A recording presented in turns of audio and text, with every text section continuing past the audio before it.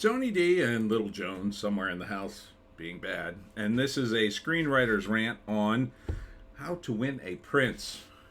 Probably another hotel movie. Smash like and subscribe. Thank you for smash liking and subscribing. Check out my books. Links in the description. Comedy Horror in South Jersey. It's the Pineys, books 1 through 11. Available at Amazon.com. Don't forget, Kindle Unlimited is free. As always, it's a romance movie, and everything's given away in the trailer. So, I don't know why they do that, but probably because there's absolutely no surprises here. So, the premise is there's this prince, he's the guy on the right, and he's having trouble dating. And the main character is a dating coach, and sees him one night at a bar, strike out with a girl. Yeah, because, rich princes from foreign countries, they're constantly striking out. Yeah, they can't get girls. Being European and having millions of dollars. Yeah, a lot of problems. So she comes in to coach him, and I'll give them some credit. At least he's not the love interest. He is. And he is the guy who's supposed to be coaching the prince, or he's the guy who has to vet people. So he's from the fictitious country too. He's the love interest. So they're both working on the prince to get him a wife, and they have conflicting ways of conflicting ideas of romance.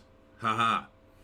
So they coach him, and then I guess he gets a girl. But they fall in love. They're not supposed to, but they do. So, a little bit of a difference there, I guess. I think if it was lazier, it would be her falling in love with the prince. But so there's even a moment where she's trying to get a book published, and the publishers say they will print the book if she's dating someone, or they want her to be in a relationship with someone famous. So she lies and says she's dating the prince, even though she's not. So again, I give it some credit. That's a little bit of a loop, a little bit of something. And then, of course, this breaks the heart of the guy, handsome man that she's actually interested in, and it screws everything up, but then it all comes together at the end. How to win a prince. So, first act, it's the prince, or it's her, and she's a matchmaker or dating coach, whatever the hell that is. And then she sees the prince strike out, doesn't know who he is, and says, here's my card, I'm a dating coach. You're obviously a man who can afford my services, and only a rich idiot would pay for them. So here's my card. And next day, his royal butler calls. I think we have a shot of him, the royal butler.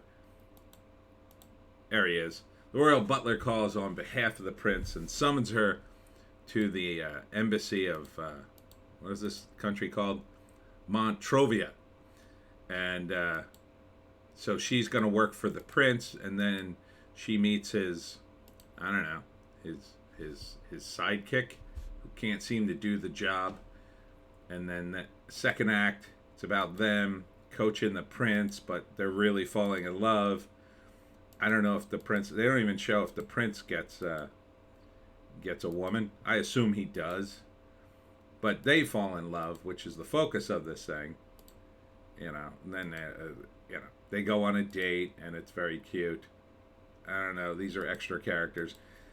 I guess at the publisher. And then she, the climax is she lies to the publisher, and then that causes the rift. There's always a rift in these things. It's not a huge rift, but a little rift. A misunderstanding. And that, he says, I've never heard of anything so unethical from a dating coach. Dating coaches have high ethics. I don't know if you realize that. And they have a break. And I don't know how she fixes this.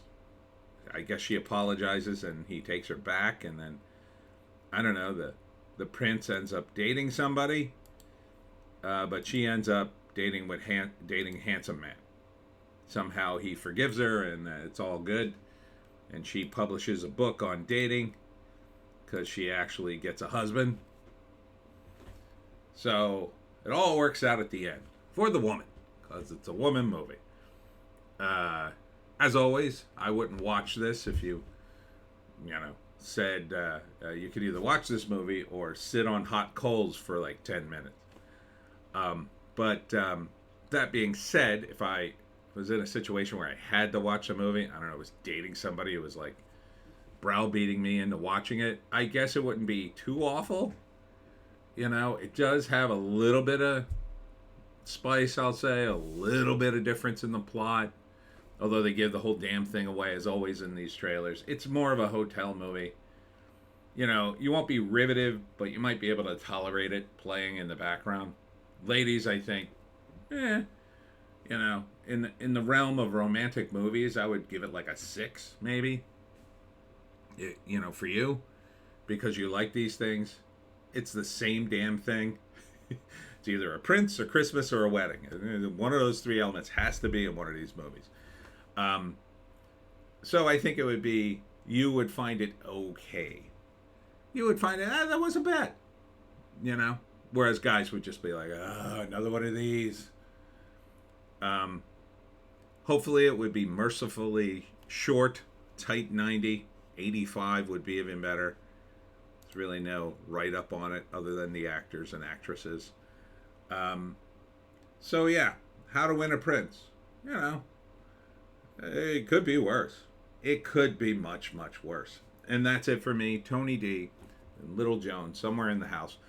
Check us out on Odysee, Bitchute, and Rumble for our more base takes. The lineup tonight. First, I'm doing my event at 2 p.m. today, and that's going to be over at Mount Holly at Village Idiot Brewery.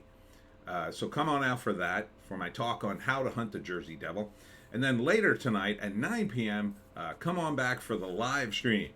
We'll do it live, and we'll be talking about box office. A lot of interesting movies dropped this weekend. A lot, actually, about half dozen, including The Evil Dead Rise. So we'll be taking a look at that box office return and the usual nonsense in Hollywood. Hope to see you there, and we'll see you in the next one.